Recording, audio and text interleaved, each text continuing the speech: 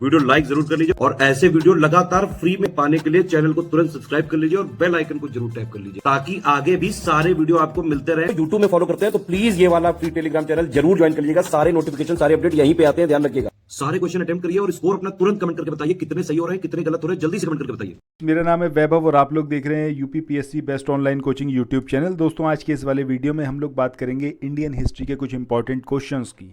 सो ये जो हमारी सीरीज़ है जिसमें हम 3000 से ज़्यादा क्वेश्चंस को कवर अप करने वाले हैं, उसमें अब तक हम 875 क्वेश्चंस को कवर अप कर चुके हैं। धीरे धीरे हम आगे बढ़ते जा रहे हैं और क्वेश्चंस को कवर अप करते जा रहे हैं। आप अगर अभी तक नहीं जुड़े हैं इस कारवां में तो ज़रूर जुड़ जाइए। देखिए ये बहुत ज़्यादा इंपॉर्टेंट क्वेश्चन है आपके आने वाले हर एक एग्जाम के पॉइंट ऑफ व्यू से। सो मैं आपको बिल्कुल सजेस्ट करूंगा, बिल्कुल देर ना करिए। सबसे पहला काम करिए कि चैनल को सब्सक्राइब करिए और नोटिफिकेशन बेल के आइकन को प्रेस कर लीजिए ताकि जो भी वीडियो नेक्स्ट अपलोड होगा उसका नोटिफिकेशन आपको मिल पाए। सो आइए शुरू करते हैं आज के अपने सेशन को। पहला यहाँ पर क्वेश्चन है कि ब्रिटिश शासन के समय अर्थव्यवस्था को खोखला करने के सिद्धांत के बारे में पुस्तक किसने लिखी थी? लाला लाजपत राय, महात्मा गांधी, पंडित जवाहरलाल नेहरू या फिर दादा भाई नौरोजी। सो आंसर हमारा क्या आएगा? दादा भाई नौरोजी, यानी कि ऑप्शन डी, यानी कि जो ड्रेन ऑफ वेल्थ थ्योरी थी वो किसकी थी? आपकी दादा भाई नौरोजी की। इसके बाद अगले क्वेश्चन की तरफ चलते हैं।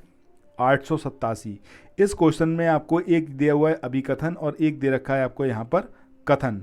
अब आपको यहाँ पर बताना है कि कौन सा सही है कौन सा सही नहीं है। नीचे कोड दिया हुआ है कि ए और आर दोनों सही हैं या फिर वो सही एक्सप्लेनेशन है कि नहीं या फिर दोनों गलत हैं।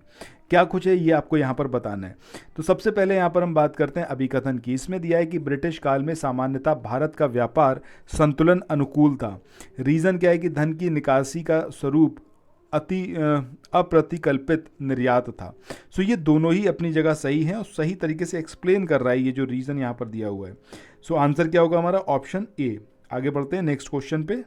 अब ये जो क्वेश्चन है मुझे लगता नहीं कि आप में से कोई भी ऐसा हो सकता है जिसको ना पता हो। मंगल पांडे मूवी तो आप सबने देखी ही होगी। यहाँ पर यही पूछा गया है कि मंगल पांडे कहाँ के विप्लव यानी कि विद्रोह से जुड़े हुए थे? ये बैरकपुर था, मेरठ था, दिल्ली था या फिर उपर्युक्त में से कोई नहीं। तो सही आंसर क्या आएगा हमारा? ऑप्शन ए यानी कि बैरकपुर।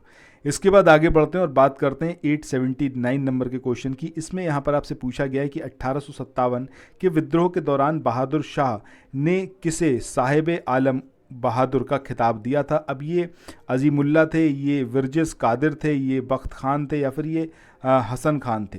तो सही आंसर हमारा क्या आएगा? ऑप्शन सी यानी कि बख्त खान। कौन थे ये बख्त खान? क्या आप लोग ये कमेंट सेक्शन में बता सकते हैं? ये ज़रा बताइएगा कमेंट सेक्शन में। कोमल माधव ने अभी आंसर करा था एक वीडियो में, तो मैं आपसे बोलूँगा कोमल इसका ज़रा बताइएगा बख्त खान थे कौन जिनको जो है इस उपाधि से सम्मानित करा था बहादुर शाह ने, शाह आलम। ठीक है, ये ज़रा कमेंट। के बाद अगले क्वेश्चन की बात करें। पूछा गया है 1857 की क्रांति का जो प्रमुख कारण था वो क्या था? क्या जन आक्रोश था, ठीक है, या फिर ये सैनिक असंतोष था या फिर ईसाई मिशनरी का प्रबंध था या फिर ये ब्रिटिश साम्राज्य की नीति? सो ब्रिटिश साम्राज्य की जो नीतियां थी इसने त्रस्त कर दिया था। कोई भी और ऐसा अकेला अपने आप में कारण नहीं है, बट ये सारे रीजंस थे। बट ये सब कुछ आता था आपका ब्रिटिश साम्राज्य की जो पॉलिसी थी ब्रिटिश एम्पायर की, तो उसके अंदर ही इंक्लूडेड है। तो हमारा आंसर क्या आएगा यहाँ पर? Option D. इसके बाद बढ़ते हैं अगले क्वेश्चन की ओर। इस क्वेश्चन में पूछा गया है कि 1857 की क्रांति सर्वप्रथम कहाँ से प्रारंभ हुई? मुझे नहीं लगता कि आप में से कोई भी ऐसा हो सकता है किसी ने ना भी हिस्ट्री पढ़ी हो, लेकिन अगर उसने मंगल पांडे मूवी देखी है ऑब्वियस सी बात है पता ही होगा मंगल पांडे के बारे में। आंसर क्या आएगा हमारा? Option C, Meerut. अगले क्वेश्चन की बात करते हैं।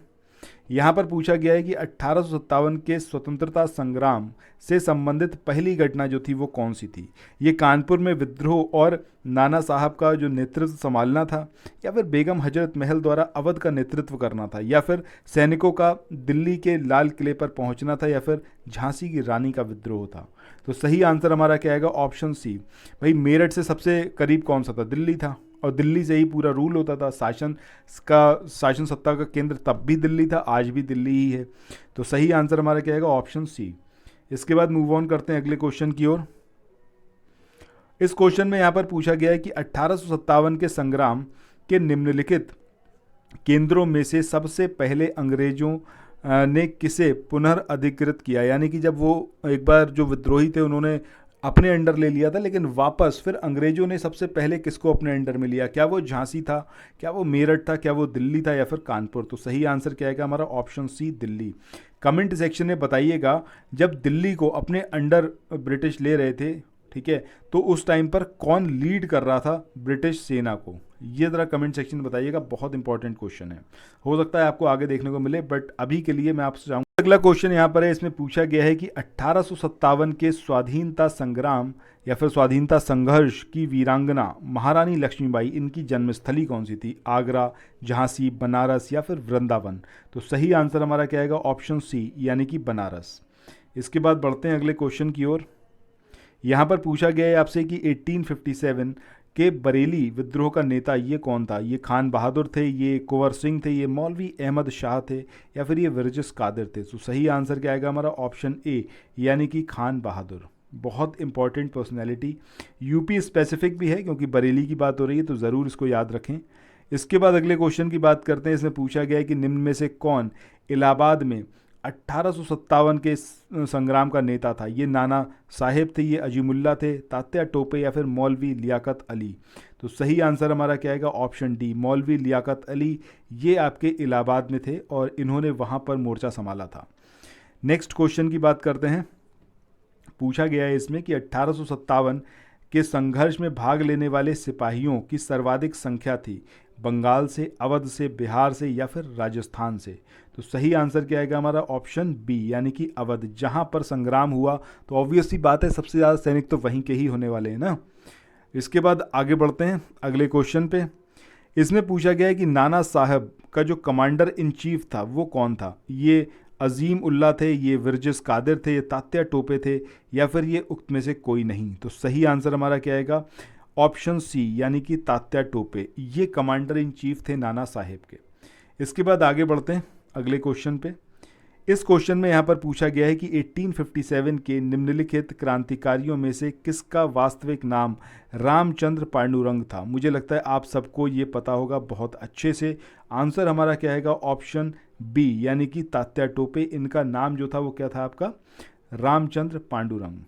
इसके बाद अगले क्वेश्चन की ओर मूव ऑन करते हैं। इसमें पूछा गया है कि कुंवर सिंह, इन्होंने 1857 के विद्रोह का नेतृत्व किस प्रांत से किया था? पंजाब, बंगाल, बिहार या फिर महाराष्ट्र? तो सही आंसर क्या आएगा हमारा? ऑप्शन सी यानी कि बिहार। बिहार में इन्होंने लीड किया था 1857 के फर्स्ट फ्रीडम स्ट्रगल को। इसके बाद अगले क्वेश्चन की बात करें। इसमें यहाँ पर पूछा गया है कि निम्नलिखित में से कौन 1857 की क्रांति का नेता था? क्या ये दीवान मनीराम दत्त थे, क्या ये कंद पेशवर सिंह थे या फिर ये पुरंदर सिंह थे या फिर थे आपके प्याली बरुआ? तो सही आंसर हमारा क्या आएगा यहाँ पर? ऑप्शन ए यानी कि दीवान मनीराम दत्त। ये आपके 1857 की क्रांति के नेता थे। बाकी ये तीनों इससे रिलेशन इनका नहीं था 1857 से। सो इसी के साथ आज के इस वाले सेशन को यहाँ पर एंड करते हैं और फिर मिलते हैं नेक्स्ट वीडियो में। आई होप ये वाले सेशंस आप एंजॉय कर रहे हो कि छोटे सेशन से ईजिली आप कवर अप कर सकते हो, अपने माइक्रो नोट्स भी आप बना सकते हो। ठीक है, so thank you so much, have a nice day, bye bye.